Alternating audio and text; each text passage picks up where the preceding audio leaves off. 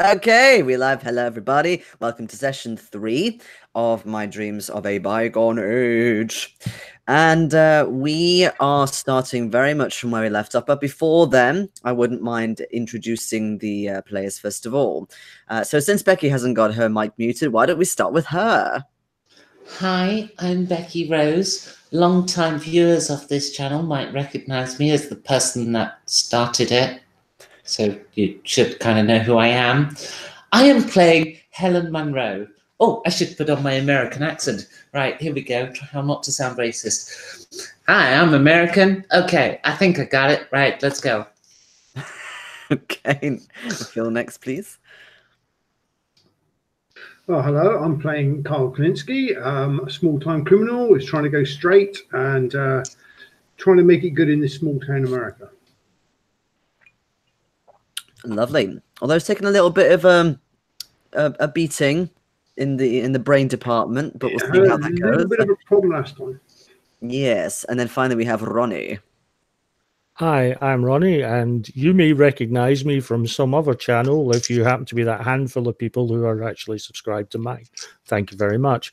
I'm playing Dominic Hollander, who is the local sheriff, who is trying to keep his shit together and trying to be very sort of be a sort of natural leader sort of thing, and failing miserably because it would appear that a badge is no substitute for being a convenience store owner.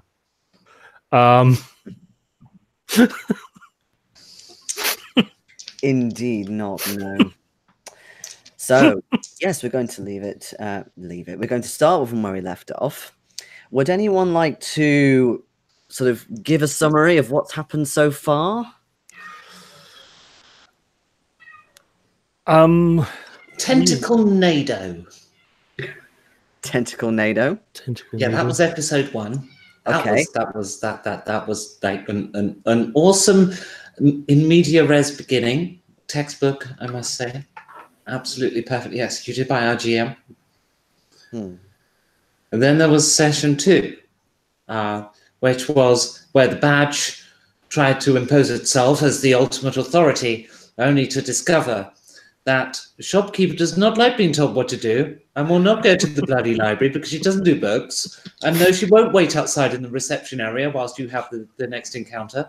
And, well, in fact, most encounters were on the basis of, right, the badge is going in, you wait here. And I'm like, no, not happening.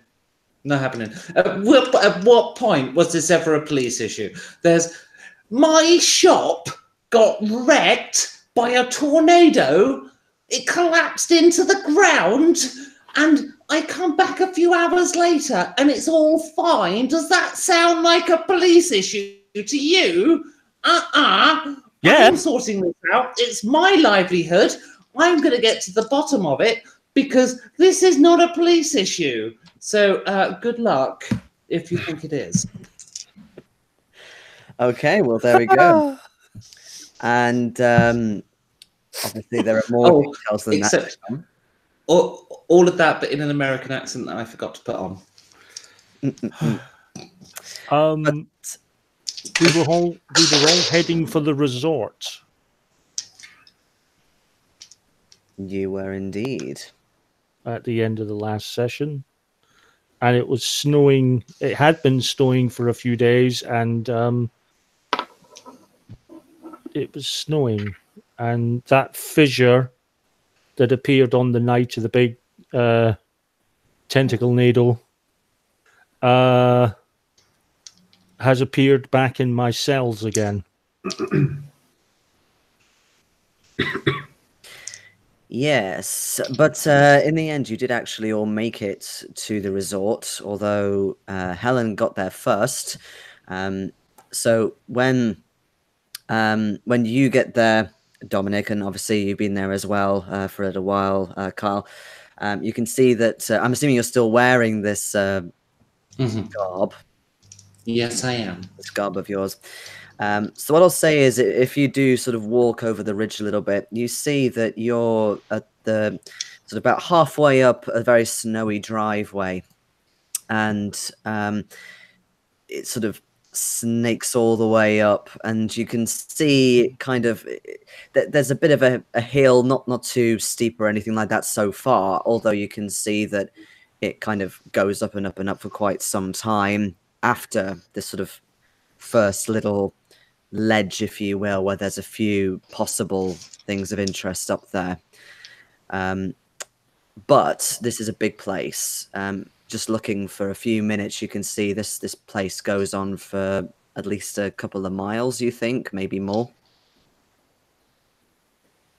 Okay, well, I'm driving Bertie at the moment, if I recall. Yeah, Bertie. So as long as the road is still passable, I continue up the road. I'm playing Lone Justice Shelter on my cassette player in the car, quite loudly, and I'm singing along. Okay. Shelter, shelter. A bit like that. It's the only word of the chorus I can remember because the song was in the 80s, so sorry about that. And just to check, do you wait for Dominic to come, or do you... No, I don't even think that they're coming because I'm not aware of that. So I'm just proceeding. Okay, cool. All right, then. In that case, what I'll say is, Dominic, as you approach, you see a similar sort of situation. You go past a little gatehouse and you see a parked car, and there's also tracks going up, and you can see that there is, you recognize to be Helen's car just a bit further up. By this point, this few minutes later, the snow has started to fall again. But the thing that concerns you the most, Dominic, is as you approach the sort of the edge of this driveway, you hear this huge crack coming from just behind you. I look in the wing and rear view mirrors. I'm not turning round. No. You take a glance in the wing mirror and you see a huge sort of tuft of snow sort of come up like that from the ground, and you see that actually the crack has formed just behind your car, maybe a couple of feet behind, and you can see it start to sort of expand and snake all the way sort of round to the right. You can hear something else going from the left as well. Yeah, at this point, I'm going to introduce my accelerator pedal to the floor of my vehicle.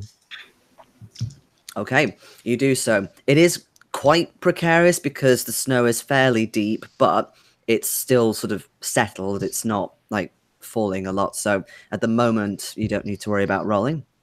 So you start heading up. In particular, the very first bend is quite snaky. So you sort of start coming round, but quite quickly, maybe more quickly than you should be at this point. But you know, you're a police officer. As you kind of come round, so you get a bit more of a view, you suddenly get the concern that you can feel almost like you're moving upwards. And in fact, Helen, from further up, you can feel this a bit as well. It feels like I'm being lifted in the air. Well, maybe. It's very difficult to sort of deduce, but you can definitely feel a force pushing you up, but you're still in the car, you're still on the ground. You're not, it's not like you're being hoisted up on a crane or anything like that. You're definitely on the ground. Okay. I'm going to stop singing along and stop the cassette tape. Okay. And then accelerate. Okay. Cool. So you get to sort of a fork, if you will. You can see there are a few sort of little almost like sort of little tiny campsites that are starting to appear where you can get sort of mobile homes and things like that. But you can see that if you carry on snaking up, you'll get to the first sort of main sort of flat point, if you will.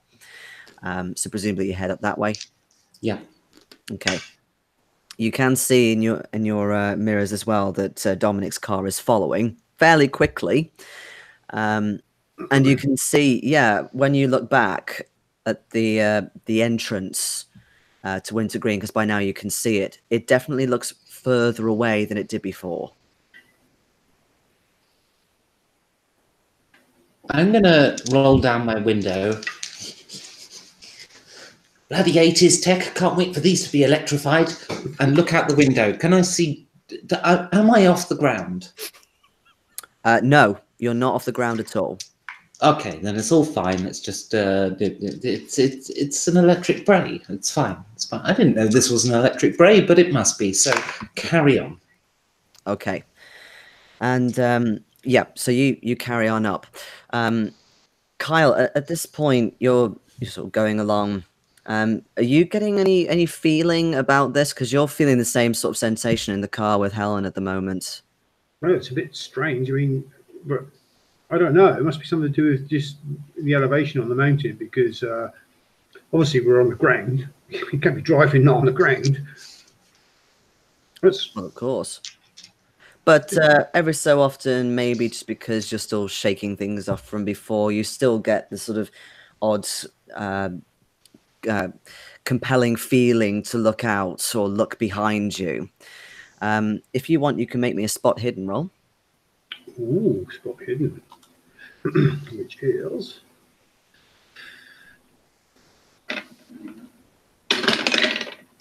Oh, failed that massively. That's a 98. Okay. It's difficult to tell. There's a lot of white around. You know, you feel like there might be something wrong because you can definitely feel this sort of pushing, but it might just be, I don't know, something onto the ground, like pressure or something. I don't feel very well, Helen. I might be sick. I think you're in Dominic's car. Oh, I'm in Dominic's car. So sorry, Dominic. I don't feel very well. I think I might be sick. It doesn't feel right.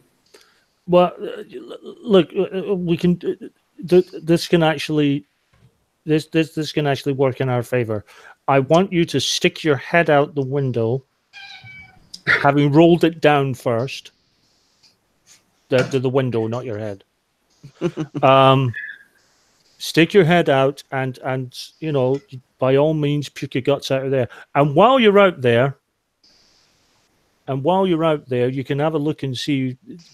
The car did feel like it was lifting a few moments ago. You can have a look and see whether, you know, whether it's just some anomaly with a hill here or whatever.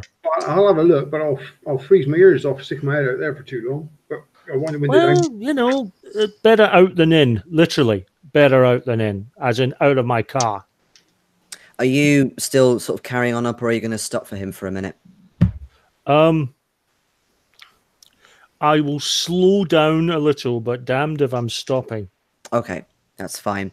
You reach a point where there's this sort of quite a straight bit before you get to a fork.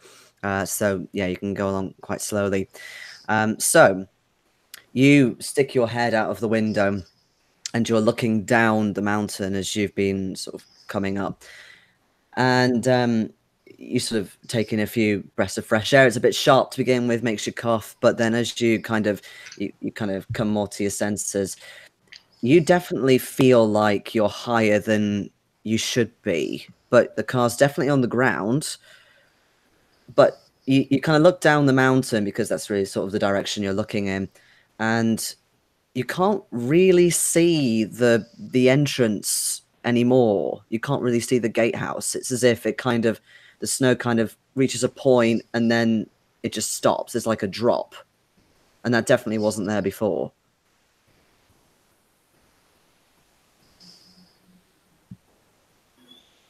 Who is that? Everybody? That's what you can see, because you sort of got your head out of the window. Sheriff, you just stop a minute. Just stop so we can. Okay, I slow us down to it. I slow us down to a stop. Okay, what is wrong? Let me out. Let me out. Oh God, you really are bad. Go on, get. Don't throw up in this car. So I want to move gingerly to the side of the road and see if I can peer over and see anything. Okay, fine. So yeah, you get out.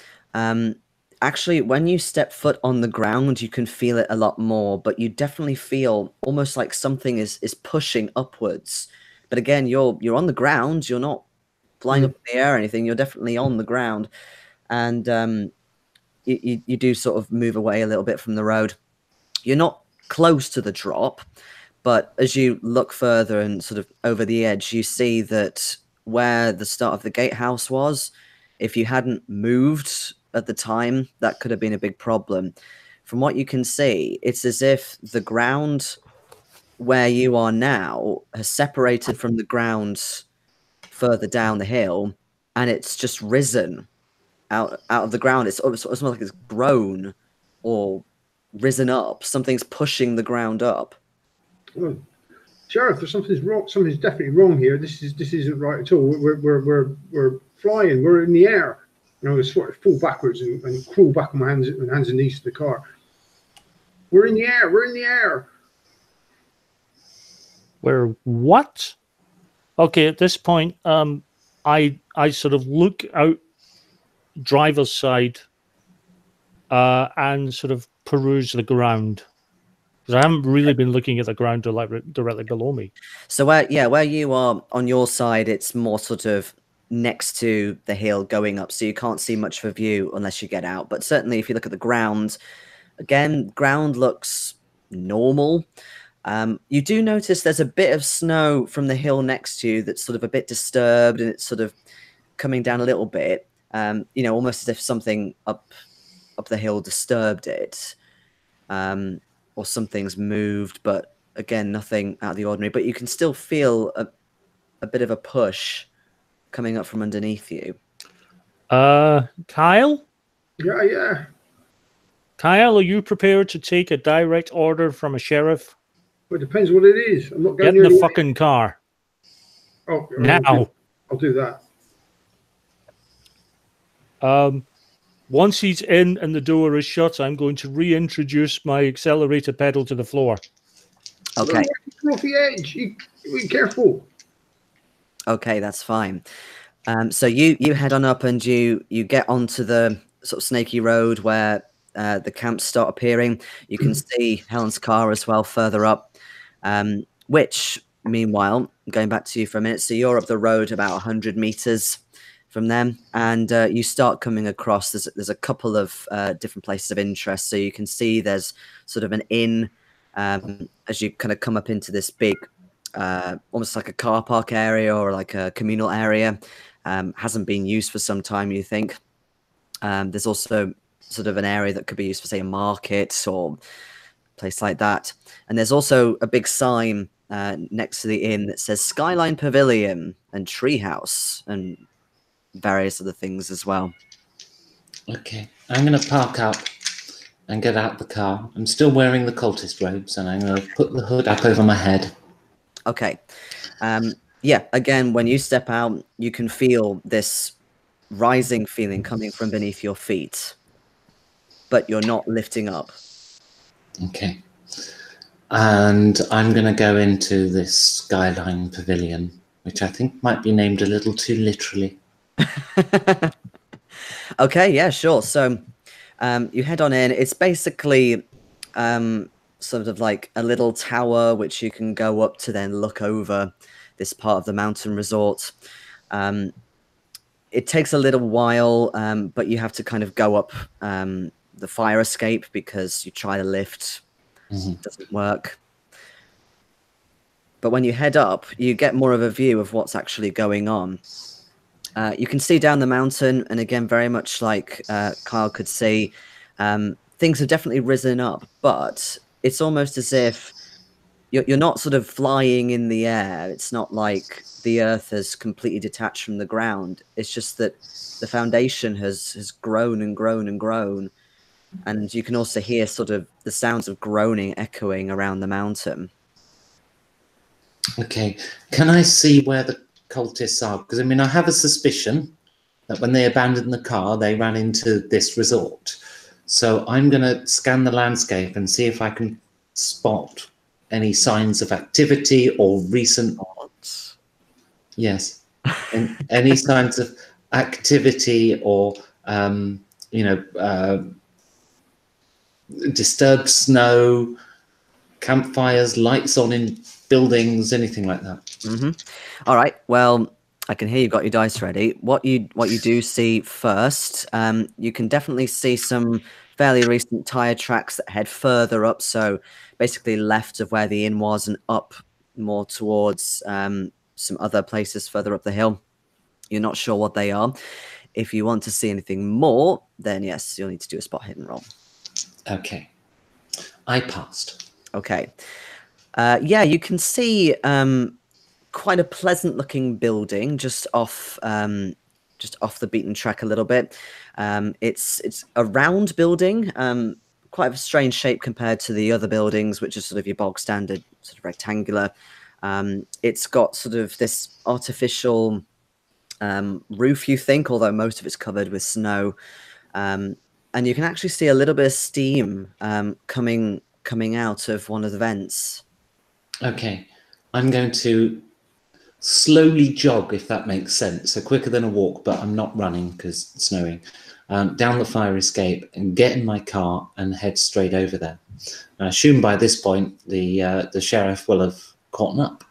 Absolutely, and basically, as you floor it up the hill and you reach this communal area with a car park, you can see that Helen's car's been parked, and then out of a fire escape just opposite comes somebody in some kind of cult robe, almost like something from the Ku Klux Klan, but a different color. Is someone playing Dungeons and Dragons? They're taking their GMing way, way too seriously. Okay, I stop the car. I get out and I draw my pistol. I'm going to get out and I'm going to put my hands on the floor to see if I can feel any vibration or anything. Okay. Yeah, you put your hands into the snow. It's pretty cold. You can feel it's still moving, but possibly slowing down. I'll wait for the sort of cult, this person in robes to get close enough so I can actually give him a possible, proper sort of visual ident before I'll leave it up to you, Helen, as to how you want to play this out. Well, I'm heading for the car, my car, but I imagine the sheriff has stopped somewhere near it. I wouldn't have been far from the building. So I guess we're in relatively close proximity. As for whether you can identify me, I suppose technically I'm wearing a disguise.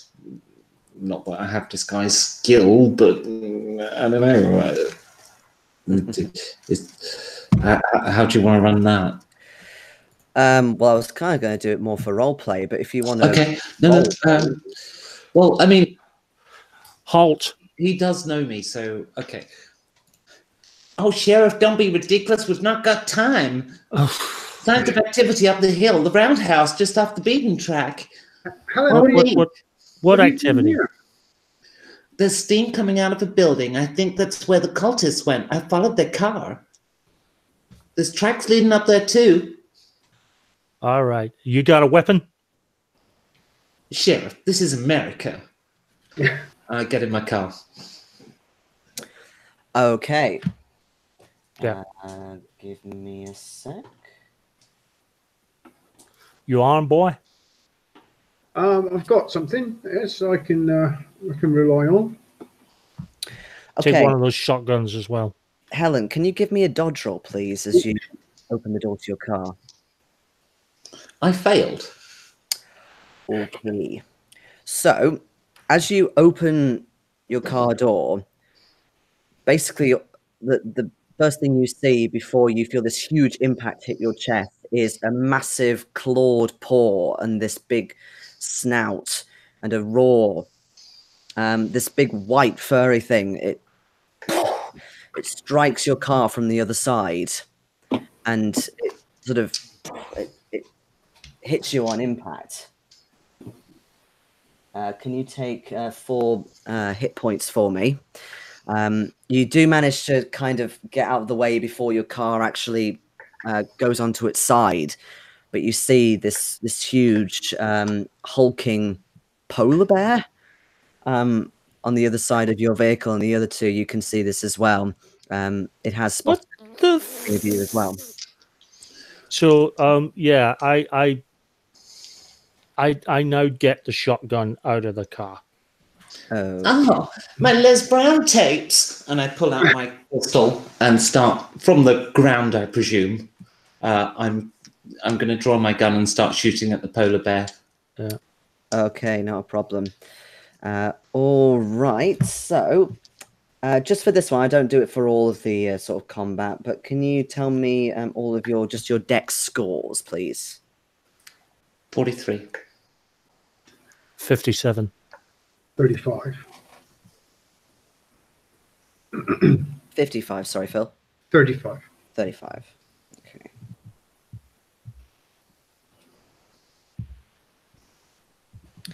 And what are you? Okay. Right.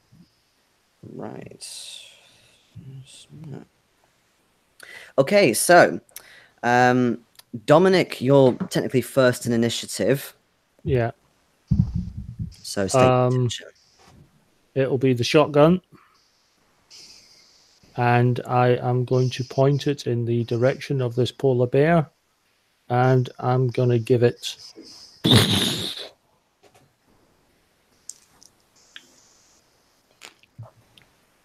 next round. Okay.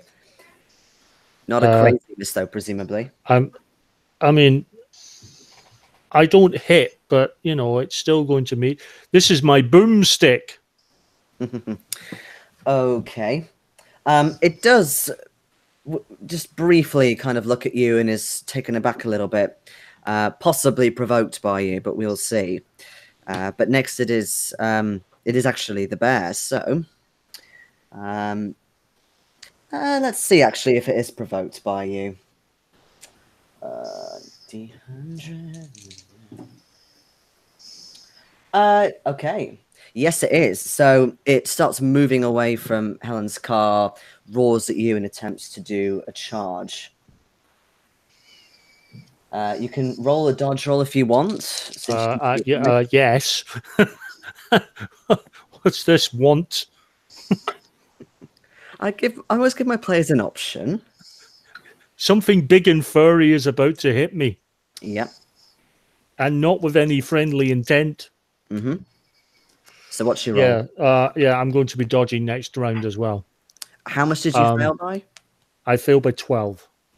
Okay. It wasn't. All right. It still failed by more than you.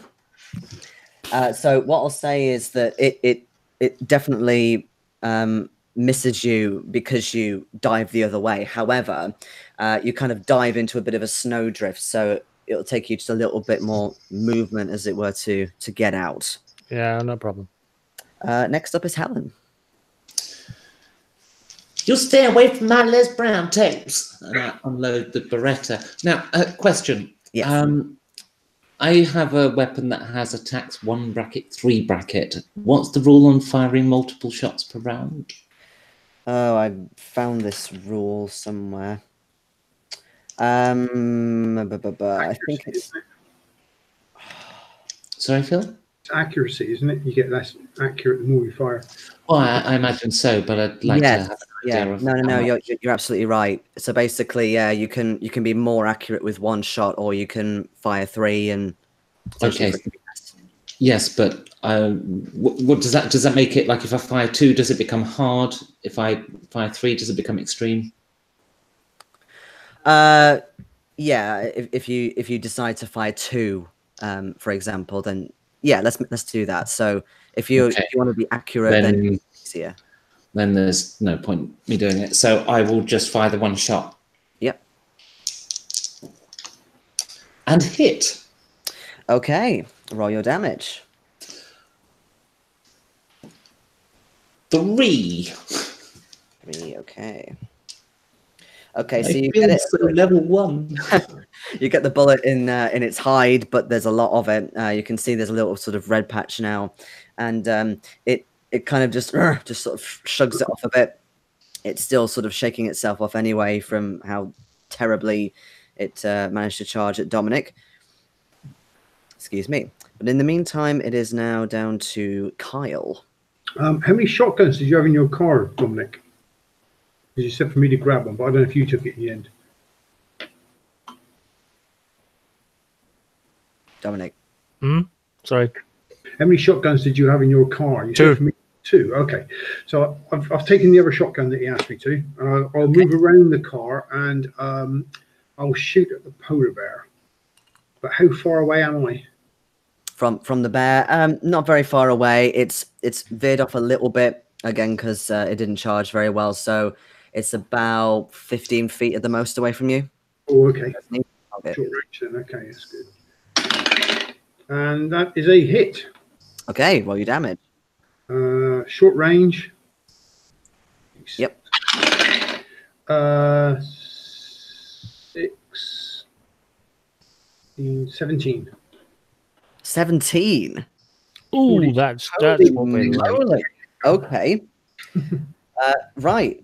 So describe how you take it out quite valiantly. You annihilate it. Damn. Pump the shotgun and lift the gun to my shoulder, taking aim, I fire and hit it just neck, shoulder on its left-hand side, and it keels over onto the ground. Fantastic. I'm happy to give you, if you need to roll attack again, I'll give you an advantage because that was brilliant. Well, I like this, Sheriff. I'll hold on to this one if you don't mind. As long as there's polar bears to shoot, go for it. Holy shit. Now I'm going to check the cabin of my car. Has the polar bear trashed it? No. It's basically just sort of pushed it over. Oh, so the car rolled? It rolled onto its side, yes. Can you help me ride my car, Sheriff? Yep. Kyle? Well, have you got a rope in the back? Oh, let's just push it. We've not got time. Okay. Yep, it'll be all 3 of us then, just one at the boot, one at the bonnet, and one on the roof at the roof, and just yeah. Okay. Can all of you make me strength rolls, please? It's not simply to see if the car comes up, it's more than that. You do it too far and it rolls over. No. I failed. Okay. 1 fail. I did a hard success. Okay.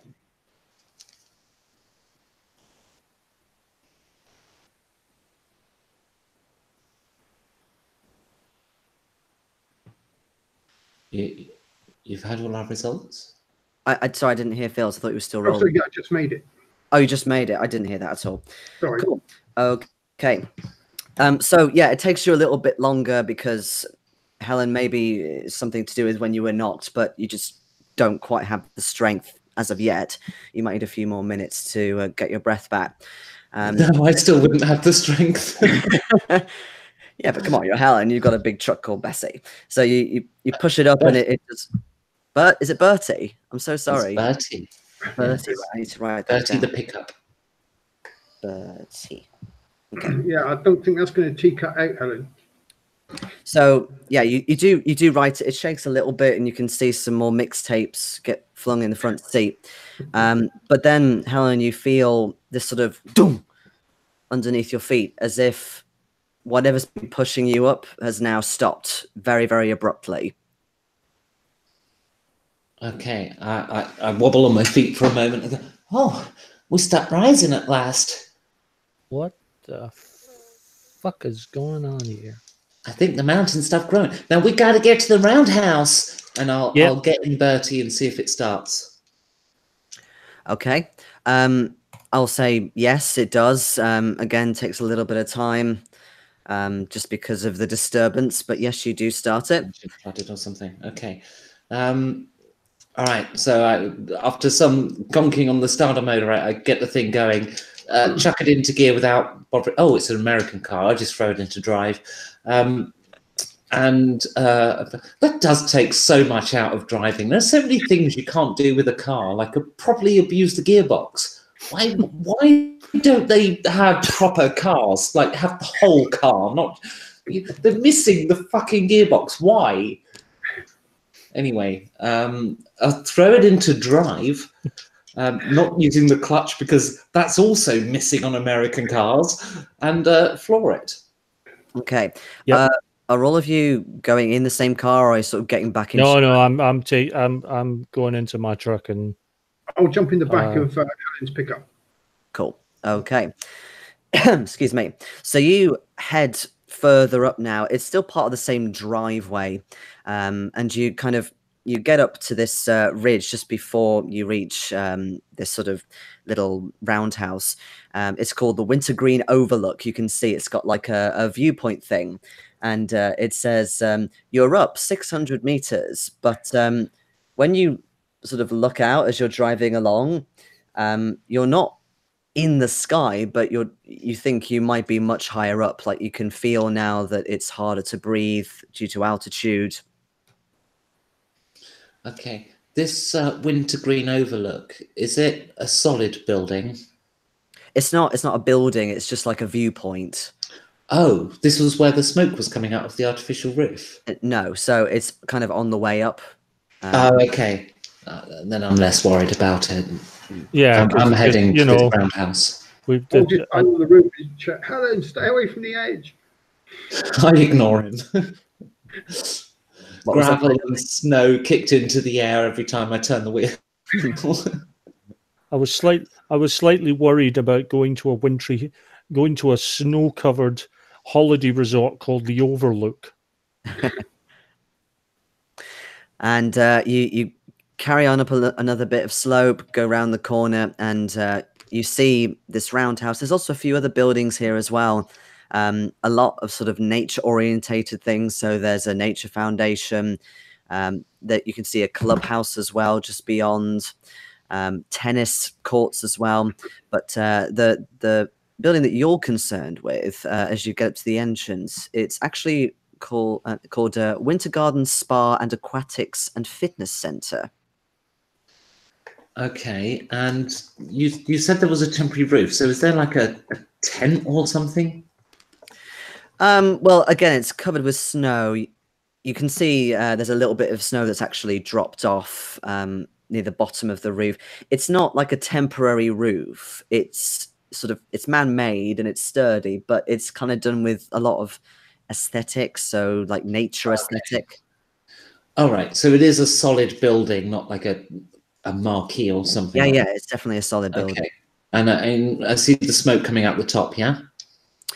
Ah, well, interestingly, when you look up, there's no more smoke anymore. Okay, are there any tyre tracks as we're coming into the entrance? Because I saw them go up the hill, didn't I? Yeah, you can see that there are some tyre tracks. You're not quite sure, though, if they've stopped here. There's a bit more activity further up. When you say activity? Yeah, so as in sort of a bit more tyre tracks going up, but you can't quite tell if they're part of the same car. Okay. So there's no lights on or anything like that? Not in the sort of immediate vicinity, no, but it is quite a big place, this spa. It's got quite a large sort of infrastructure. Okay, I'm gonna pull to a stop, and so the sheriff can pull up next to me and the window's open. Yeah. Looks like the fire's gone out. I'm not sure if they've moved on or not. I'm going to have a little poke around on foot. Do you want to follow the tracks up? No, I think we should all hit this building. Many hands make light work and all that. Yes, together is a good idea. I'm not sure if they just vacated or not. Certainly the fire's gone out, so they may have seen us coming. They may have. They may have. They may be lying in wait for some unwary person just to walk in all on their own, which is why you're getting back up. All right. I'm going to get out the car and take a good look at the tracks that we haven't just put down and see if I can work out if they're A, fresh, and B, if any have recently moved on, because it is snowing, so hopefully that would be clear once I'm out of the car and poking around. Okay. Can you give me a drive auto roll? Sure. That's an abysmal failure. Not a critical fail, but it is a fail. It's difficult. The snow is falling a little bit heavier now. It's starting to fill up the tires. They're roughly the same thickness, you think, as the ones that you saw coming up this hill, but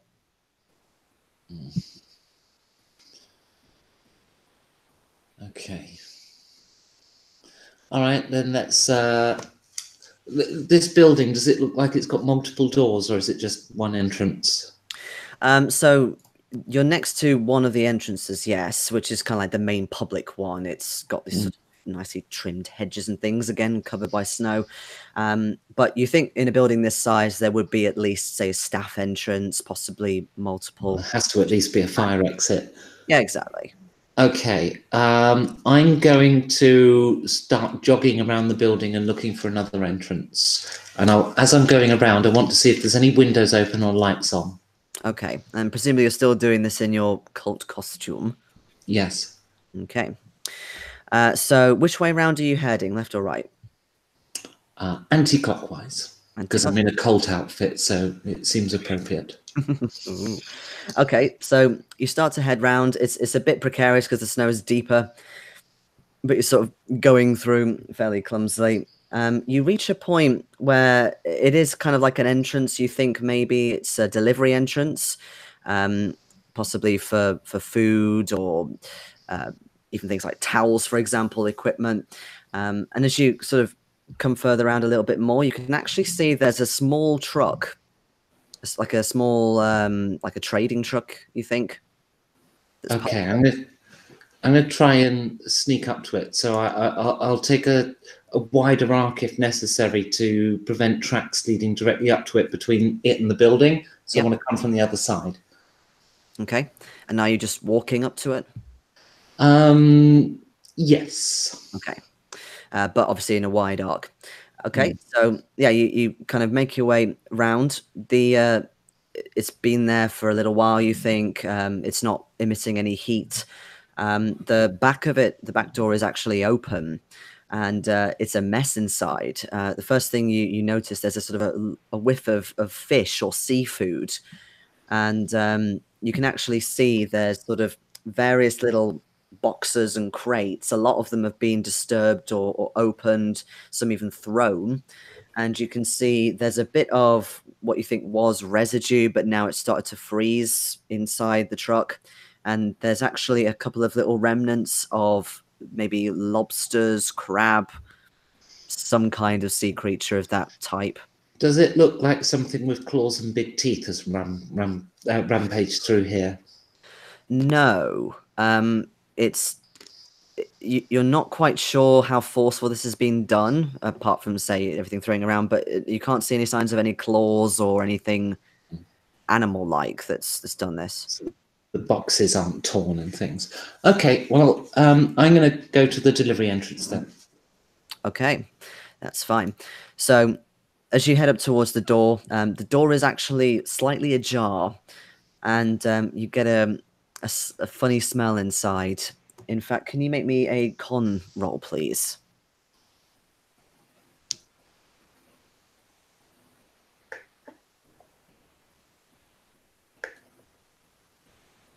The answer is no, I cannot make that roll. Okay. So you immediately get a smell that's really quite sickening to you, and you actually feel a little taken aback by this, and you have to breathe outside for a minute. It's something pretty nasty, possibly flesh, maybe rotting. Not very nice. Okay, I give out a small yelp and breathe for a moment, and I presume the others will have acted by the time I do anything else. Indeed. Let's go back to them. So what are you two up to? Well, I was just going to go in where angels fear to tread. I was going to go through the front door. To the front door, okay. I'll follow the sheriff in. Okay, so the front, you can actually see has been, you sort of scrape away the snow. The front's been chained up. It's been chained up, and there's like a padlock. Oh, I might be able to do something about that for you, Sheriff. Oh, yes, your extracurricular, extra legal skills might be called for here. So yeah, if I do it the cunning way, then yeah, you can roll me a locksmith check. I'll say I'll kneel down in front of it. I'll put the shotgun beside me. And I'll say, "Shine your torch this way a minute, Sheriff, and I'll see what I can do." Yep. And yep, that's a pass. That's actually a what do you call it? Extreme. Extreme, not a hard pass, but an extreme pass. Extreme, yes.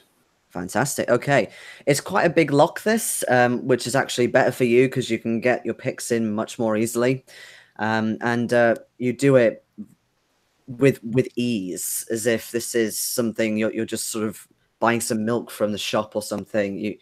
You sort of see all the chains relax, and you take off the padlock. It's a new padlock. It's it's quite recent, you think, but the chains themselves look rusty. I'll point that out to the sheriff as well. This is a fairly new lock. Luckily, I've seen one before. Made the job a lot easier. How far away are we from the cars? Oh, not far at all. You're just up a sort of a small path, so 20 feet, 25 feet most. Kyle, put that. Do me a favor before we go in here. Go and put that padlock in the car. Yeah, in sure. my car. I'll pick up the shotgun and I'll just jog back with it and throw it through the open window. Okay. Evidence and all that. What, with the crime of breaking and entering? Yeah. So I can get him later on. All right, and presumably you enter through the doors? Yes. Okay. So you smell the same sort of aroma, although not nearly as strong as Helen, just for sort of purposes. Yeah, it does it kind of takes you back a bit, but it doesn't make you sort of, have the want to throw up or anything like that. It smells, well, you can recognize it actually very well, Dominic. It smells like possibly a dead body. Maybe, you're not sure how long for, but there's definitely something that's not alive in here anymore. There's a lot of steam actually in this area, and as you step through, you can hear the sound of sort of moisture underneath your shoes.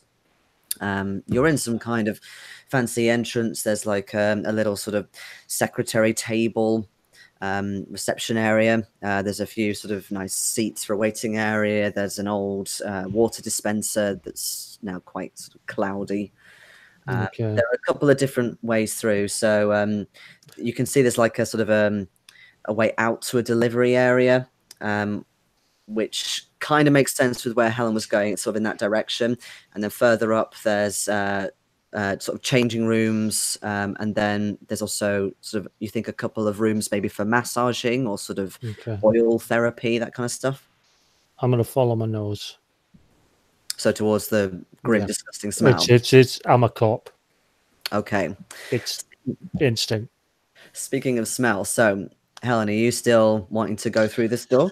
Yeah, so I'm going to put a handkerchief over my nose, tie some cloth around so I've got a, and then put the hood back up. So really only my eyes and forehead are visible now, possibly a small amount of my hair. But I'm just wondering, whereabouts is the chimney on the roof? Is it this side of the building? You sort of look up when you step out of the door. It's not on this side. It's sort of further in towards the back. Okay, so I'm going to enter the building here. And yes, I want to head in the direction of that chimney. But obviously what I see is probably going to impact me first. Yeah, when you head in, it's sort of semi-low light in here. There's a little bit of natural light coming from further down the corridor to the left, which you think you can see a sign. It's sort of towards the entrance or way out. But the smell is definitely sort of over here a little bit. There's sort of these sort of entrances to steam rooms that you can see after you've sort of gone down the corridor a little bit away from the delivery area. Then there's also a couple of rooms which you think might be just for sort of storage purposes. So again, for sort of extra towels, lotions, things like that. The smell is coming from one of the steam rooms. Okay.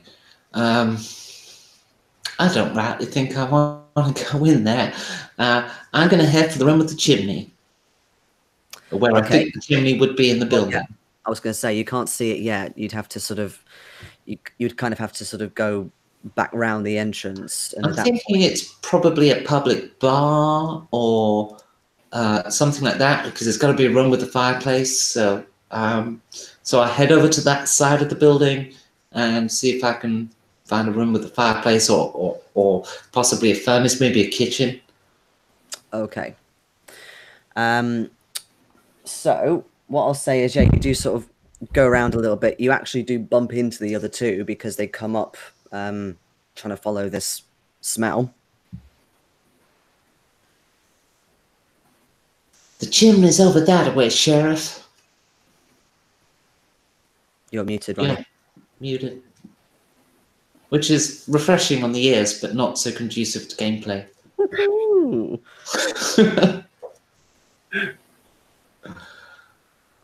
I feel so wanted now.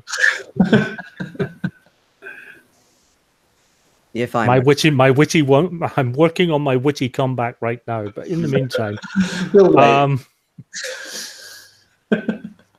that's completely broke my concentration. No, unfortunately, there's a dead something. It smells like it came from one of them steam rooms back there, but I want to catch the culprits first. But my instinct is... We'll let the sheriff go chasing dead things. There's a lot of things we gotta find first. Okay. Seems he doesn't like me going about by myself, and I really don't want to smell no dead body up close. It does smell a bit in here. The place must have been shut up for a long time. Yeah. Well, it's instinct. Police, dead body. Got to go find it. What do you want to do, Kyle? Yeah, I'll go along with Helen. Now we've met up and okay. Around. No problem. So you sort of get back to the main corridor. You think that there's sort of another corridor that leads off, sort of maybe through the changing rooms. You think that's the best direction to go in. But let's deal with Dominic for the moment because it's fun. So and so conducive on the ears. Mm-hmm. So you head down again.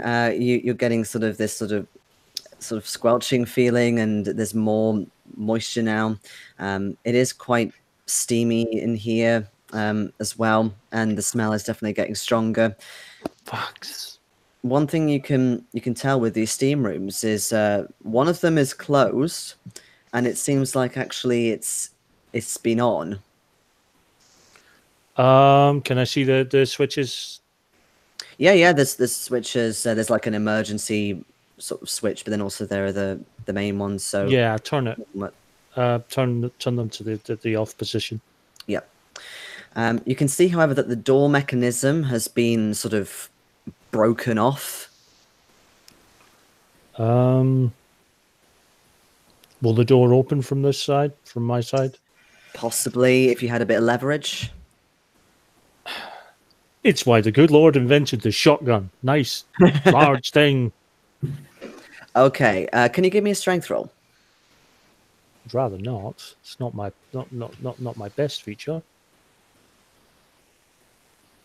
It's not my worst, but it's not my worst. Again, it's not a case of do you open the door. It's what happens should you open the door a certain way. I did open it. I did succeed, but not spectacularly. All right. Okay. But, So it's a bit tentative, but you get it open. That's fine. So yeah, you manage to sort of get it open. A few sort of jolting, sort of jerking motions. I'm assuming you've got like a flashlight or something, have you? Yeah. So immediately you get a lot of steam. There's a lot. There should be. It feels very, very hot. When you stick your torch in, there's something at the back. There's kind of like a little sort of lower area with like a pool, places to sit either side, but then there's also like a raised bit at the back, and there's definitely something there, maybe sort of something human-like, but it's not moving, and it's in a bit of a precarious position. Yeah. I approach tentatively. I've got the shotgun like that. At this point, I'm taking nothing for granted. I've seen a polar bear come out of nowhere. I'm taking nothing for granted at this point. All right. Not after the week I've had.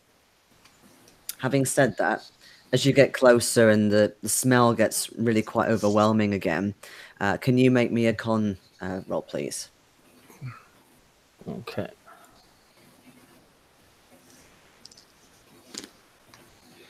Yes. Yep, all good. Not by much, but yes. Okay. So you've seen sort of similar sights before, but maybe not as much as this. It still sort of takes you aback.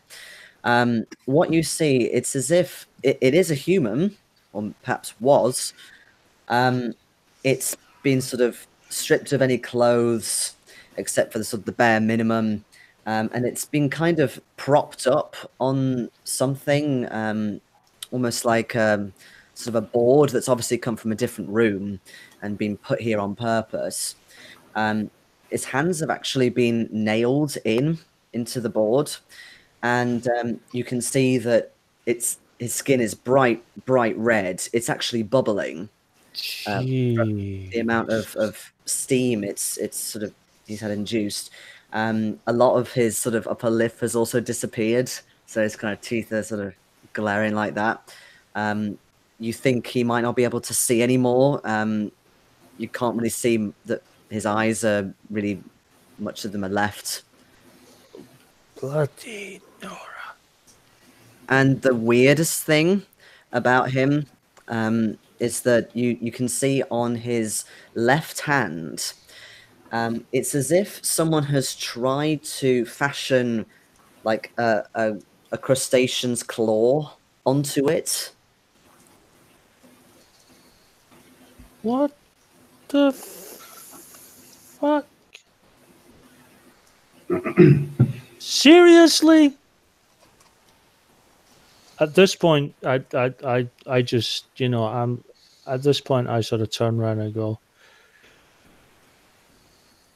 what the fuck is going on in this fucking place? Ah, interesting. Suddenly you hear an answer from behind you. This absolutely gut-wrenching scream with barely any sort of vocal cords left, and it's spine-chilling. Can you give me fucking hell? Can you give me a sanity roll, please? Yeah, I saw that coming.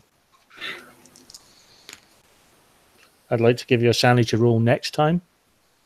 Ah, okay, you fail, right. Oh, I failed. I nearly. What's the threshold for critical failure? Well, 99 is always a crit failure, but basically, depending on what has caused you to fail the sanity roll, like if you lose so many sanity points, you can then sort of be inflicted by something or like a phobia. However, in your case, I rolled 95. Yeah, that's okay. You're still all right. However, hence why I was worried there for a second. Yeah, you were lucky. You need to lose 3 sanity for that. 3. And you slowly turn around and see that it is sort of. He has got some of his eye left, and it's sort of staring up vacantly. His mouth is sort of chattering away. And in that moment, we then go back to the other two. The room with the chimney's got to be around here somewhere. So you head through one of the changing rooms. There's some showers and so on. And then it goes into quite a fancy-looking sort of swimming baths area. There's 2 different swimming pools. And there's also, you think, to be some kind of hot tub area as well. Okay, we'll check the hot tub area, see if that's got the vent or, some kind of don't know.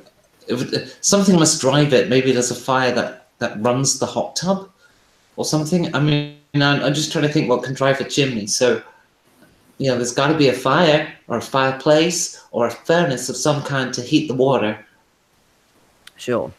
An interesting thing you notice, the decor is interesting. It's well, actually, it depends how much you know about your history, but there are lots of sort of different like Greek or possibly Roman figures everywhere. Well, I wouldn't know anything about that. History started 100 years ago when we came to America. How's your history, Kyle?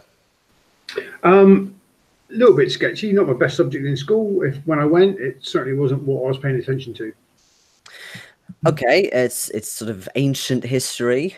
There's lots of sort of very ripped-looking men. A couple of them have got various tridents. There's some interesting mythological creatures as well. One of them in particular has a little three-headed dog as a pet. And in fact, that seems the most prominent in the room. Basically, a lot of the decor is sort of mosaicked into the wall, but this figure, so he's ripped, he's got a little crown and a three-headed dog and a trident. He's got his own sort of little statue. This seems like some sort of mutant thing out of a comic book. But in any case, if you go over to the hot tub, you can see it's not being used for starters. It's not well, it's not bubbling at the minute. But I mean, do you put your hand in the water, or are you looking more for a fire? Yes, let's see if the water's still warm, because it would be if the fire's only just gone out. Okay. Yeah, so you put your hand in. It is kind of sort of like a lukewarm, but what you do notice is it does almost have like a chimney that goes up into the ceiling. Is there any? What's the walls? The walls are decorated, but are they wet? Is there condensation? Oh yeah, there's plenty. There's just condensation everywhere in this place. Yeah, there is some though around. It was steamy then a short time ago. Yeah, they must have been in here just recently and left. They must have seen us coming.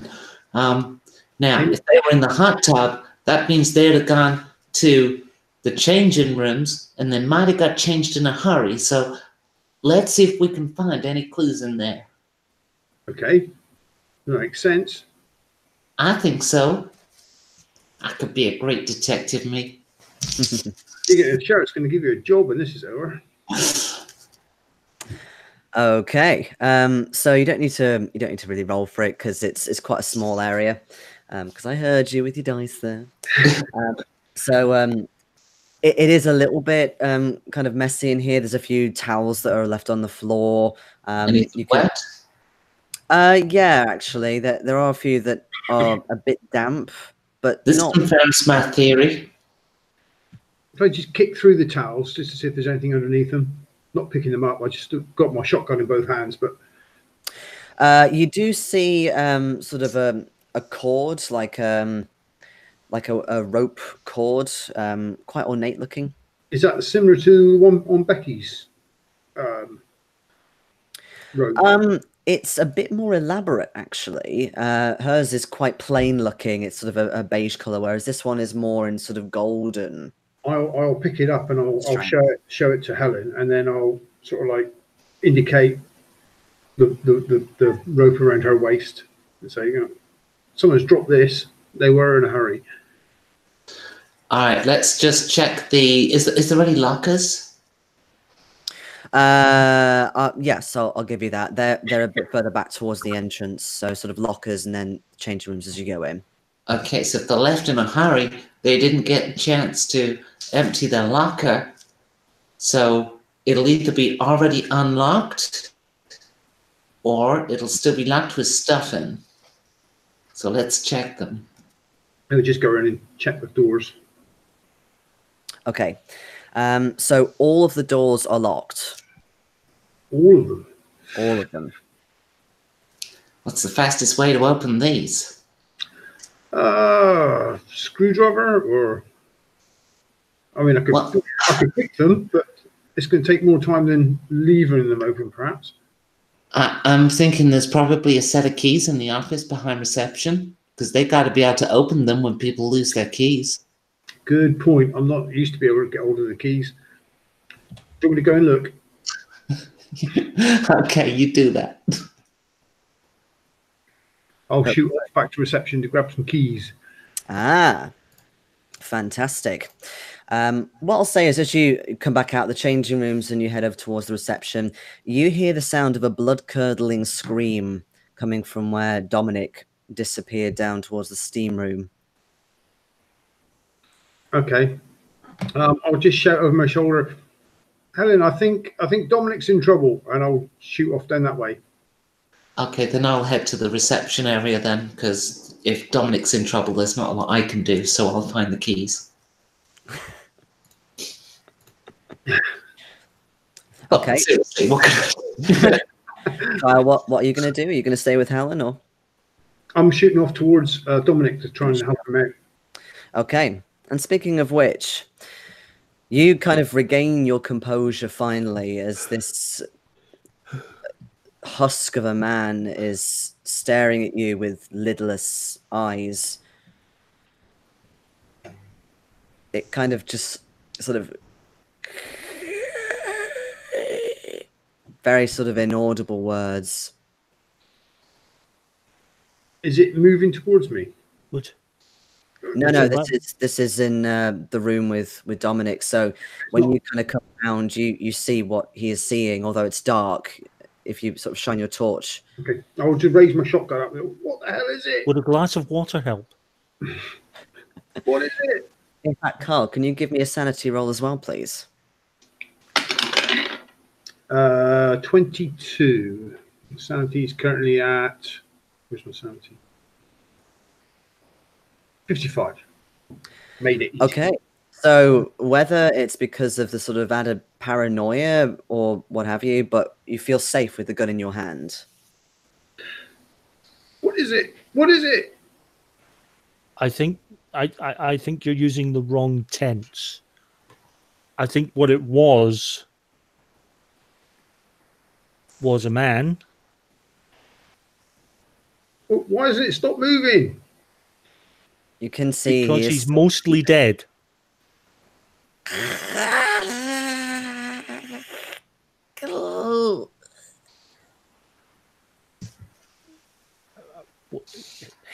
I don't think he agrees with me. It sort of continues to do these very sort of shallow, like weak gasps, just sort of looking at his torso.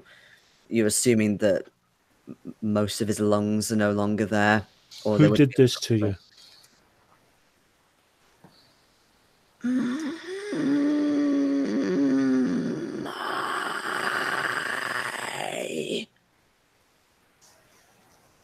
My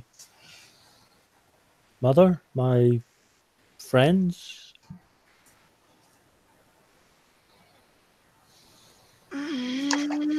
My missus. My precious.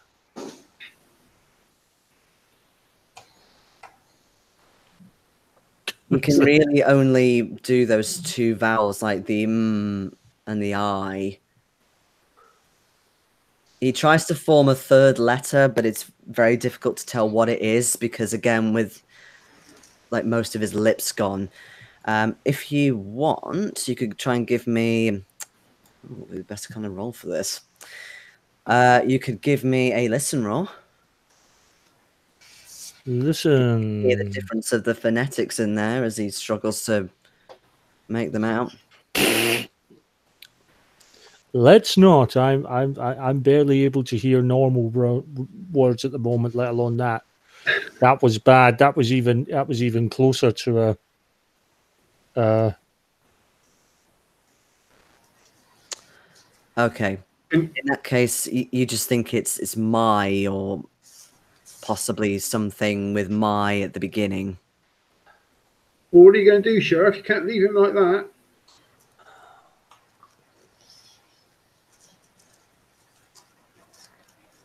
I sort of look at him straight in the eye for what's there. I simply say the words, and I say them with genuine despair. I simply say, I'm sorry. I will find out what happened to you. I will. I'll balance the books on this.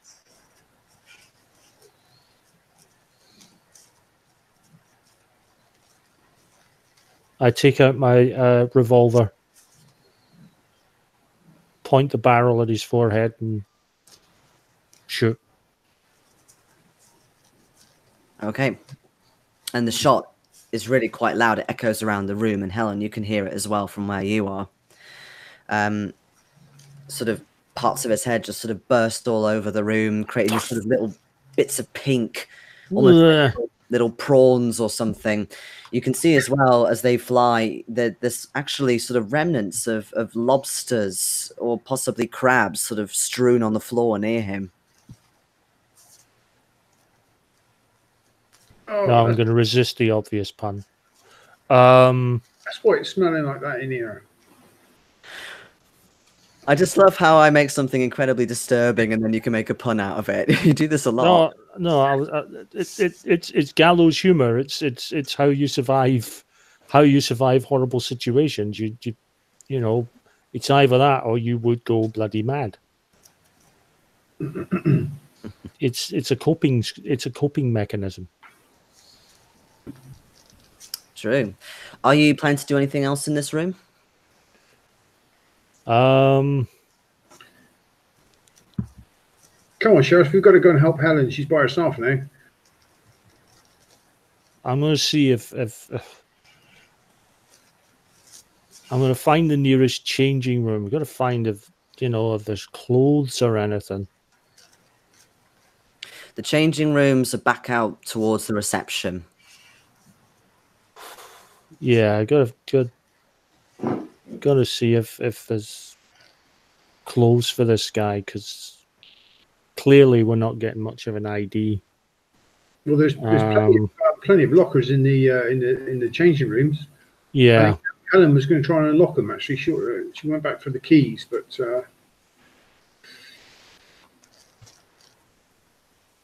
because I am rather hoping that whoever it was brought up here on the promise of a nice, relaxing health resort weekend kind of a deal, and then get waylaid. So I'm hoping that his clothes will be in a locker somewhere.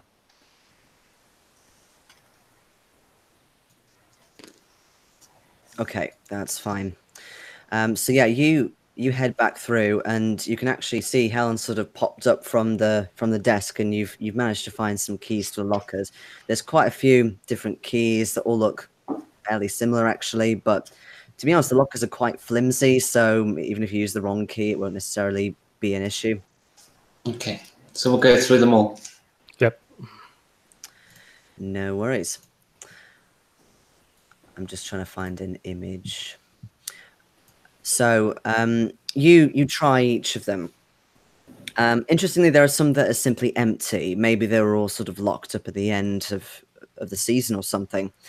But the ones that do contain contents are fairly similar in that they've got sort of folded clothes in there.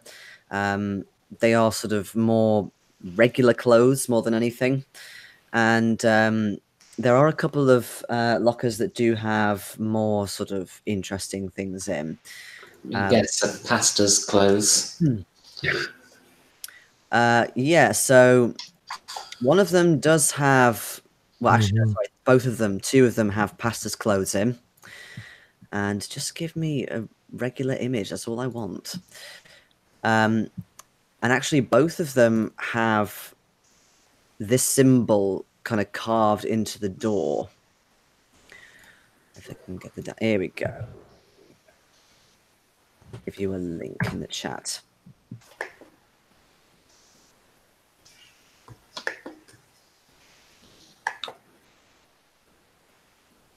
Okay. different. Star of David does heavy metal. And as you're digesting what that could mean, I think we should take a short break, mainly because I'm boiling. Okay. Okay. Okay. See you in 2.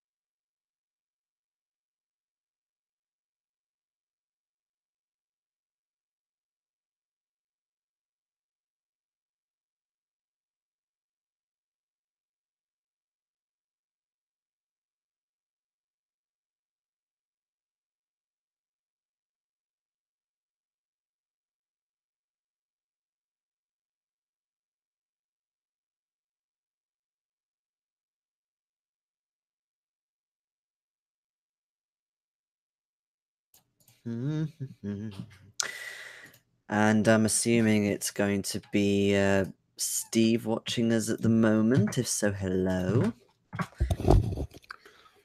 It is Steve. Hi, Steve. I'm seeing if he's left anything. Oh, no, he hasn't. But if you are watching Steve and you're interested to know what the image was, since obviously you can't see it, because it's not in the chat. It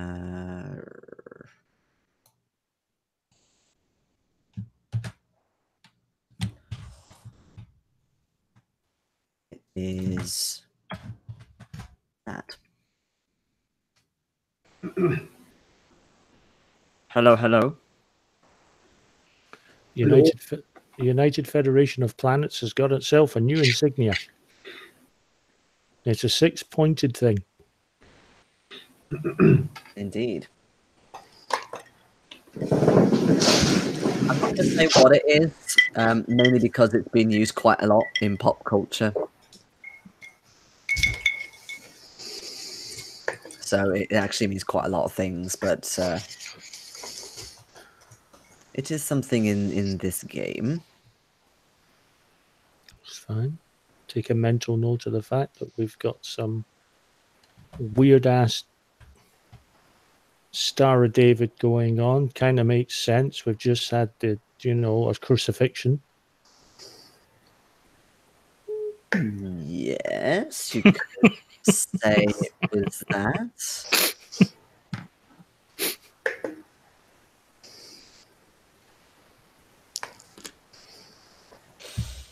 Okay, right, I better get rid of that video so it doesn't suck up the bandwidth.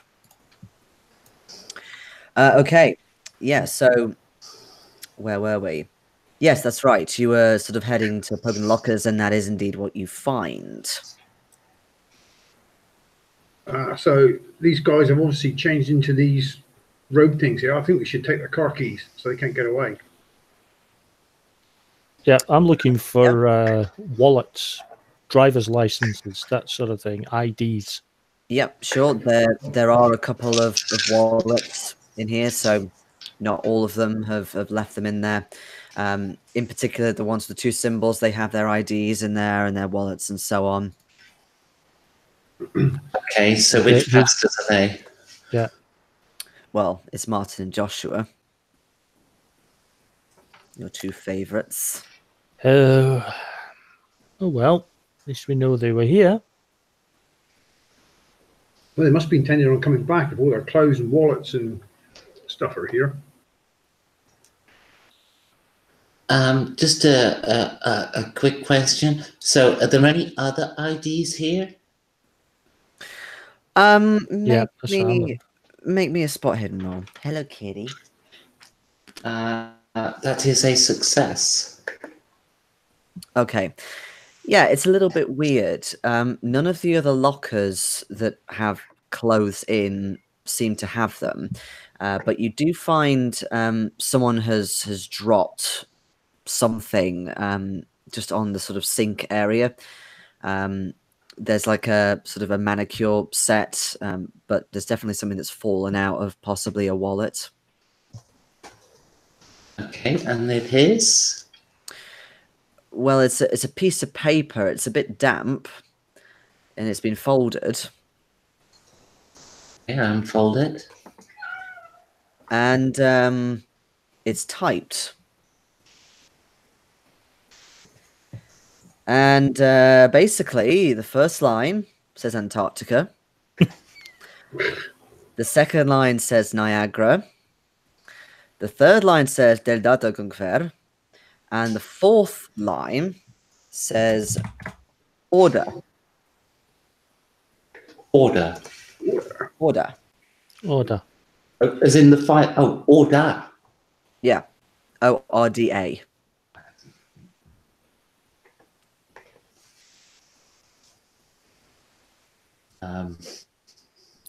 It's what the Speaker in the House of Commons likes saying so much. Order. Order. Yeah, it's not that. Does this mean anything to you guys? Order. No. I must admit, my knowledge of geography kind of failed after I saw Antarctica. Now Don't we remind get me polar again, bears in Antarctica? is that the north one or the south one? I think Antarctica's south. I think that's where the penguins are.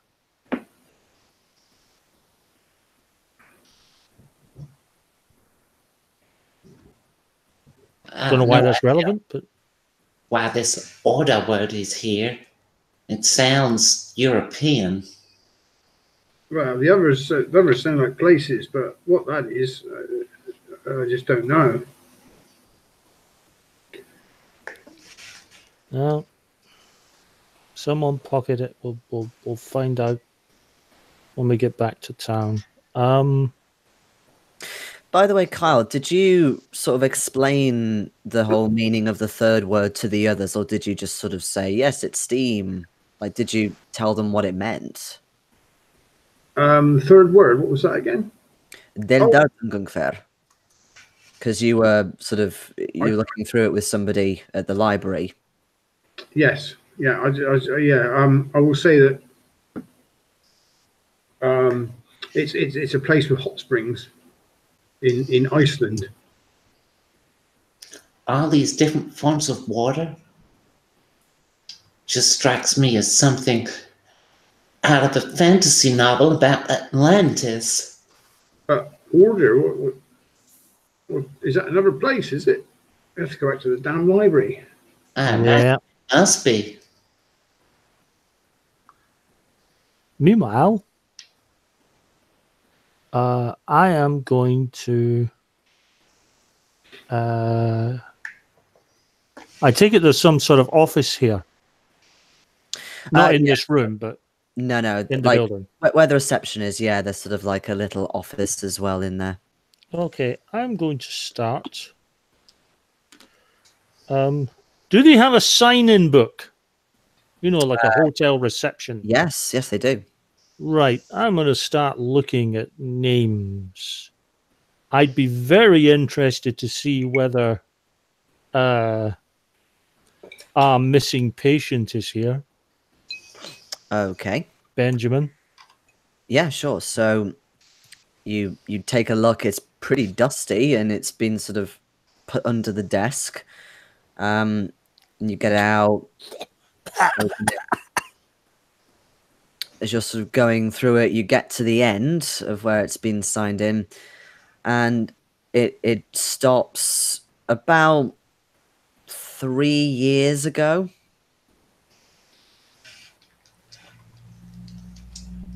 Okay, so bugger.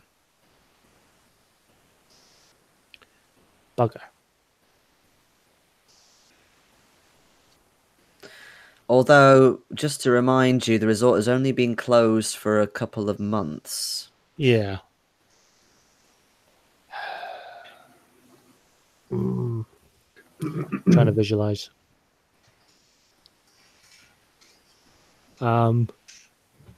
Yes, at this point, I am going to call for my 2 associates to help me tear this office apart and look for information. Well, I know we've spent some time here now. We've kind of lost the tail a little bit, but need I remind you there were other tracks leading out of the car park. You think they've gone on further? Well, they've clearly left here. They must have seen us coming. Now, we've been a good 10, 15 or more minutes, so we're now behind them a ways. But they're in the area.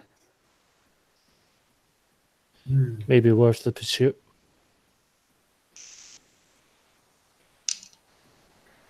Come on, let's go then. If I recall Tally ho! the tracks led off that a ways. I don't know if there's much left of them now.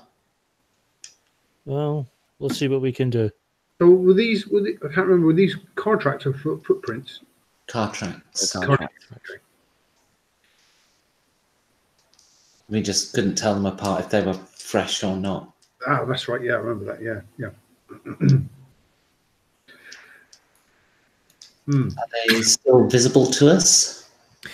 So when you get out, the snow's been falling more heavily, and it is starting to get quite dark now. If you look really carefully, you can just about see where the tracks were. They've kind of been filled in, but you can see like little lines if you look really closely. When you kind of go up and examine them more, you think it may actually be linked to the truck that you found earlier, Helen. In that it's kind of maybe swerved a little bit, or it's reversed a bit awkwardly. Maybe I was wrong about that then. If you want, you can make me idea rolls. Although, having said that, if you do decide to do it, depending on what you roll, the consequence might be quite big. I'll go. Yeah, I'll roll Was that what? Just an intelligence. intelligence roll. Yeah, intelligence / idea. That might be an idea to let me roll that one. The character's got quite a high intelligence. Yep, Okay. me too. Okay, knock yourself out. Oh, I passed by some degree. Uh, Not quite. Tell me I've how. got an intelligence of 90, so Okay. I put a lot of points in making sure I was Still tell me how much, though. Smart. It's really important for idea rolls. I made it by 27. Okay. So, did you get a hard pass or a regular pass or No, it's just regular. a regular? Okay. It's not hard. It's not far off being a hard, but you know, it wasn't quite there. Okay. I can't remember if it's on here or not. I just wanted to double check something.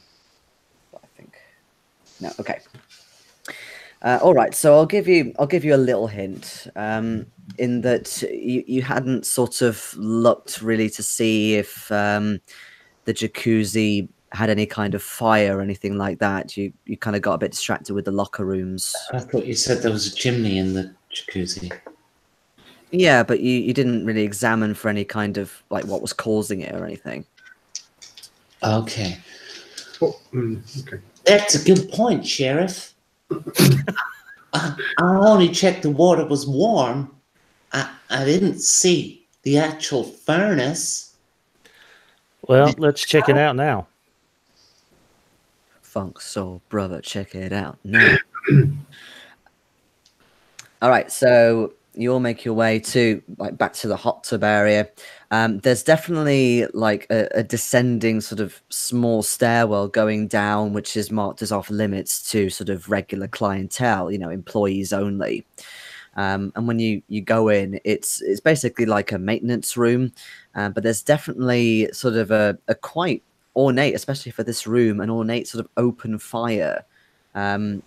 It's not in use at the moment, but you can see that there are sort of a couple of coals that are sort of there are embers basically. Things have been used in here.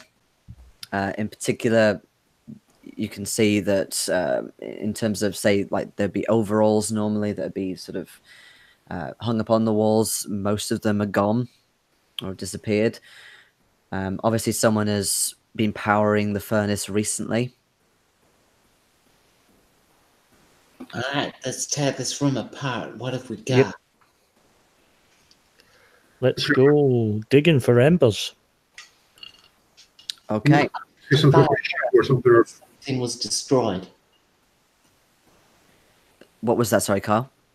must be some sort of shovel or something we can sift through the embers, or must Yeah. be lockers and Well, yeah, there's a couple actually. There's one that's sort of a flat one, which is sort of more used for coal, like a shovel. But then weirdly, there's a two-pronged trident as well.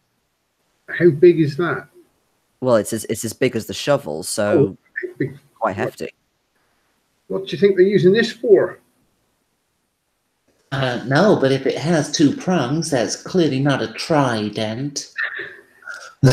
Okay, a fork, but it's It not looks a like fork. something used for hay. Yeah. Yeah, it sounds like hay baler. What would he be doing in here? That's really strange. Maybe they were making hay? Look, examining the actual spikes, is there anything on them? Is there any indication of, are they clean? No, it is quite sort of ornate though. It looking carefully at the spikes, you don't think it's been used for sort of poking coals. Like there's no sort of black sort of soot on it or anything. It's not been sort of worn away or anything. It's as if someone's moved it from somewhere. Thinking back, that statue of Cerberus Hades thing, was that missing a trident, or if it wasn't, did it have one that had 2 prongs instead of 3? Thinking back, yes, it did have a 2-pronged trident.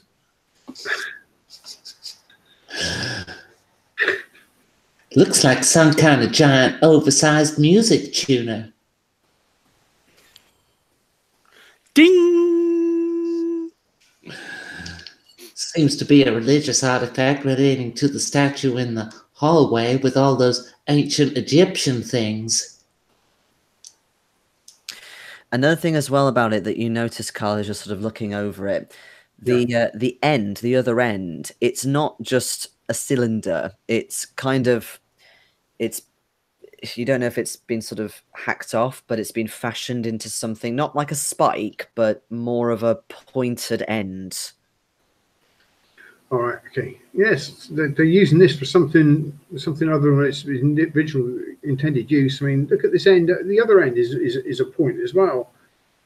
But it's a very blunt point. Just bear in mind, it's not like sort of being hacked down into like a spear point. No. Okay. But is there actual like tool marks on it? It's being done quite roughly. Or?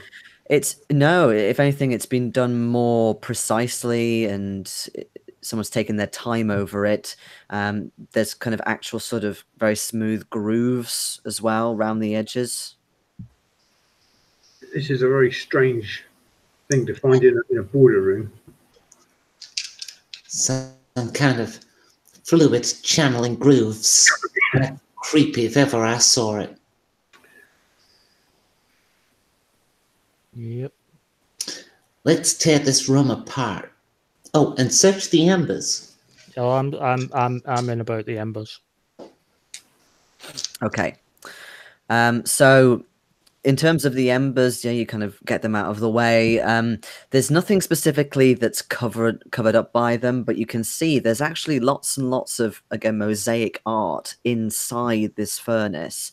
If you sort of shine your flashlight in, it seems to depict the same person. So with the dog, I'm not going to say the name because meta, and same fork and all that.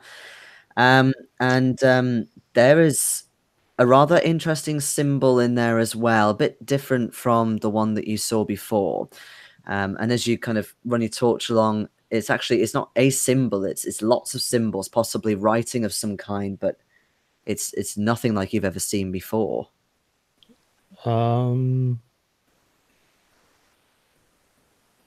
What's the floor like that this is on?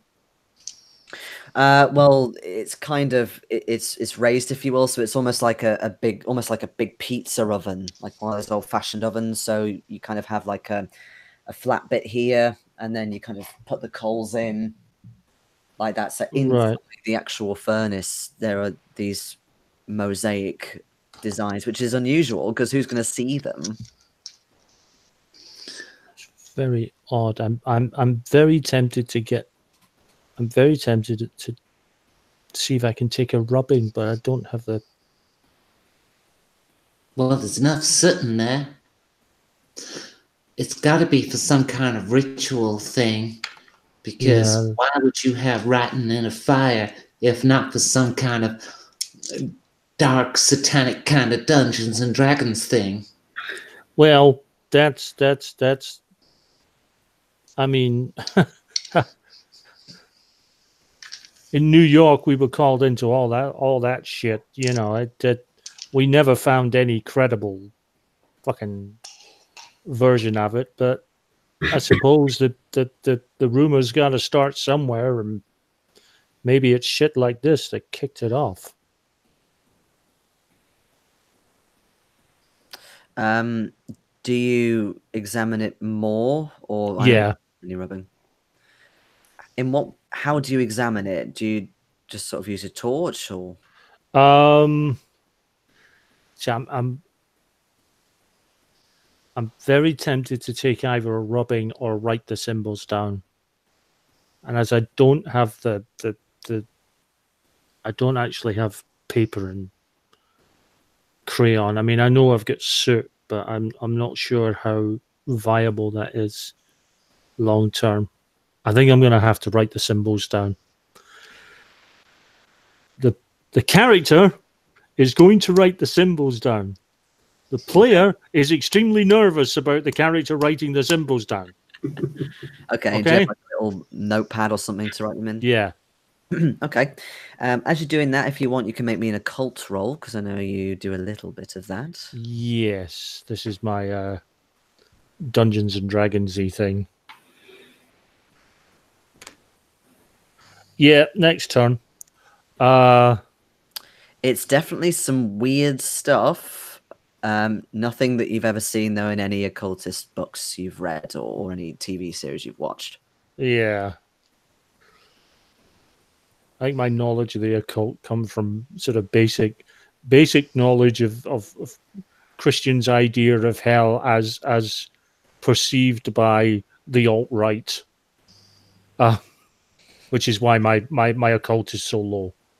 But one thing you do see, because you have to kind of lean in quite far to get these sort of symbols down your pad, you can see that as you're writing it, you're sort of looking a little bit at the other designs. You can see this person again with the fork and the three-headed dog. But it's as if there was something next to it in the mosaic, but it's being kind of scraped out after installment. Can I glean? I know this is going to be a reach. It is going to be a reach. I'll let you roll. But it would need to be an extreme. Yeah. Can I glean what the possible shape would be based on the sort of mass that's been scratched out? Yeah, it's going to need to be an extreme. What are we looking at? Spot hidden or? Oh, yes. Sorry, spot hidden. Okay.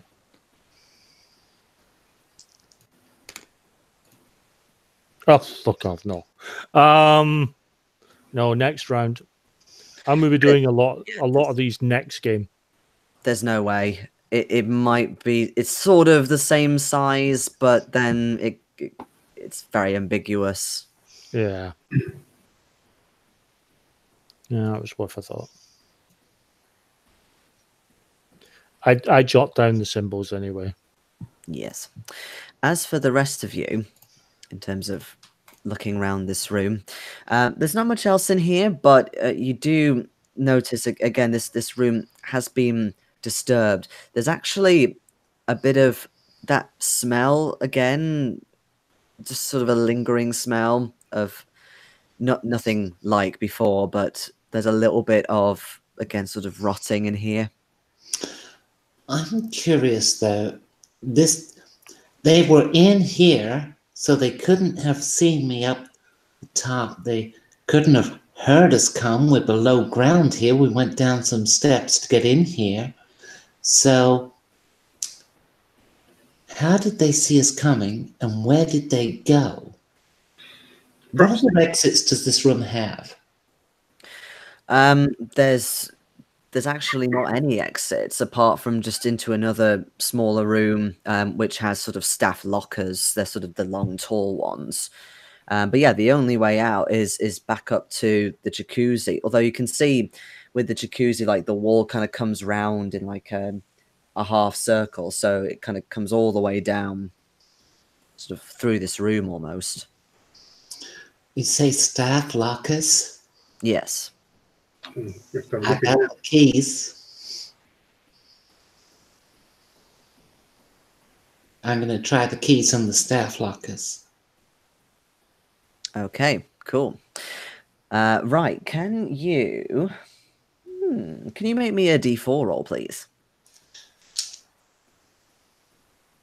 Just out of interest. A 3. Okay, so the first two lockers, they do have overalls in them, and they are of 2 people, presumably, who work here specifically in the baths, if you will. So there is somebody called Mike Johnson. He looks about sort of 25, bit of an orderly, probably works the furnace, something like that.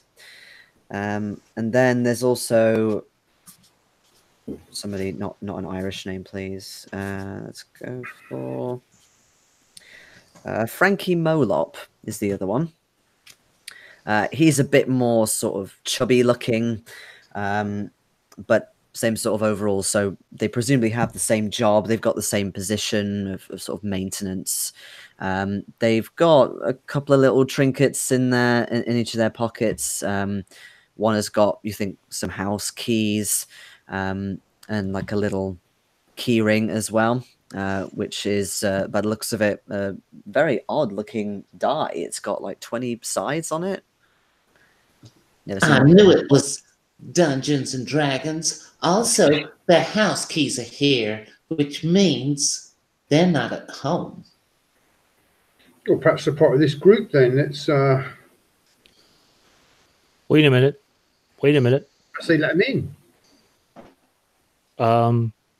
They're not at home, and we found a 20-sided die. Did this building have a basement? There's one thing we found about all Dungeons and Dragons games that we checked out. All the kids were in the basement. Well, That makes some sense. The kid that went missing, that was in the basement of a school. well, are we sort of in the basement?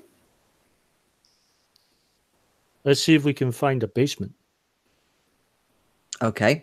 Do you open the third locker? Yes, of course. Okay. If you actually no, make me a sanity roll, please. Bugger. Well, you haven't had one yet, so I passed. okay. So you kind of sort of open it as you're saying it, so you're half distracted, and it more just sort of scares you, but out of your skin more than anything, just from shock. Something falls out of the locker, and you hear a dung, like a big thump, and now you realize where the smell is coming from. It's a dog, like a small dog, like a little terrier, you think, or a similar breed. It's not alive anymore, unfortunately. Has it been composited with fish parts? No, it hasn't. But there's definitely a sort of a fishy smell about it as well. Fishy smell. Now, I'm not really a dog person. I mean, I'm nothing against them. Much more into cats. My Mr. Moneyworth's a cute little fella. Now, I'm thinking we kind of need to autopsy this a bit. I'm thinking something fishy's going on in a quite literal sense. Yeah. I think this Dungeons and Dragons campaign was about Atlantis. Everything seems to be water and fish so far. I would agree. There's something fishy going on was the pun I was holding off saying earlier. The dog does have a collar on, and it has a tag. Oh, let's have a quick look. So I can't remember if I named the dog beforehand, but it says that Katie is the owner. Oh my. Oh, I didn't know she had a dog. Oh. Well, that is a shame. She's going to be heartbroken. Unless, of course, she does die in a couple of days' time, in which case our heartbreak will be short-lived. Or did die a few days ago. I'm still not sure about that. Well,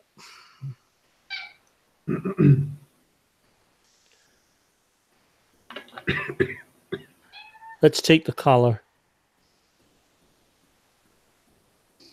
Okay, I'll take the collar off, and then I'll get the spade from the the coal thing, and I'm going to cut this dog in half and see if there's anything fishy inside. Okay, can you please make me a con roll if you're going to do that? That's very gruesome, Helen. Well, I don't have anything more suitable to hand. I failed the con roll. Okay. You do one incision, and yeah, you do get a whiff of it, but the sort of concept of you cutting open a little dog is just too much for you, and you kind of you feel the need to throw up again. Can't do it. Can't do it. I'm going to puke into the lock. Right, I get the spade off her and go. Okay. The dog is full of sort of small crabs, so lots of crustacean little pincers and things like that, all inside, which must have been extremely painful for it to eat. Are they are dead or alive? They're dead. Okay. Are they all in the stomach? Yeah, all in the stomach. I mean, a dog just wouldn't eat that, surely. My God. It's been force-fed. And I'd hazard it's something to do with that two-pronged trident. Well, yeah, I'm going to take that with me, I think. Yeah. Now, we were going to find a basement. Yes, we were. Let's find these Dungeons and Dragons cultists. Okay, so you head back up to the swim baths area, and as you start thinking, you know, which bits have you missed? Okay, maybe there's the massage rooms, etc. Carl, you notice something that you didn't quite spot before in the hot tub, maybe just because of the angle, but you can see that in the hot tub itself, now that the steam's cleared a bit, the actual bottom goes down a little bit, and then there's a groove at the very center. Yeah, as I walk past, I'll be shining my light down, my torch down. Oh, wait a minute, there seems to be something in the hot tub. Oh, is that a groove in the bottom? And I'll reach in the end of the trident and try and just run it across the floor of the tub to see if it is a groove or not. You definitely feel something, yeah. It feels like something that the trident could potentially fit into. Oh, right. So does it look like the whole shape of it, is it? No, as in just the bottom, so you kind of do that. Oh. It's just like a hole in the bottom. Oh. With one swift thrust. We'll have to climb in to do it? Yeah, potentially. It is quite a large hot tub. Okay. Well, what do you think? Do you think I should put this in then, or not? Well, I hazard that with the fire not running, whatever it's meant to do won't so much happen without the fire running. But also, I don't think we've got any willing volunteers to be full of fish food. You think that's where all that stuff comes from? I think it's the trident and all the fish stuff. It's all related. I'm not sure how it works, but I'm sure it's all related. Well, all right. There's a lot of water around, I must say. Let's do this. The obvious way. Kyle, I take the trident off him. Cover me with a shotgun. Okay, Sheriff. I'll stand ready. And I am going to place the trident into the groove. Okay, I'm going to get into the groove. indeed. So you Madonna hear song reference. yes, or possibly a Ziltoid reference, depending on your musical tastes. Well, I was thinking So- more of the 80s. It will be Madonna. So you hear a shing as it does sort of slot into place, and you can feel it fit perfectly in this hole. You're sort of standing there, almost quite regal with this fork, and you realise that in a way you're actually mimicking the trident a lot. All you need is a 3-headed dog. But anyway, you feel the water drain away beneath you, and you also hear something at the edge of, like one of the edges of the jacuzzi, almost like there are stairs forming down, and they stop moving into an actual spiral staircase. Oh my, I did not see that coming, but I think we found the basement for these Dungeons and Dragons players. We certainly have found the basement. And then it kind of comes to a stop.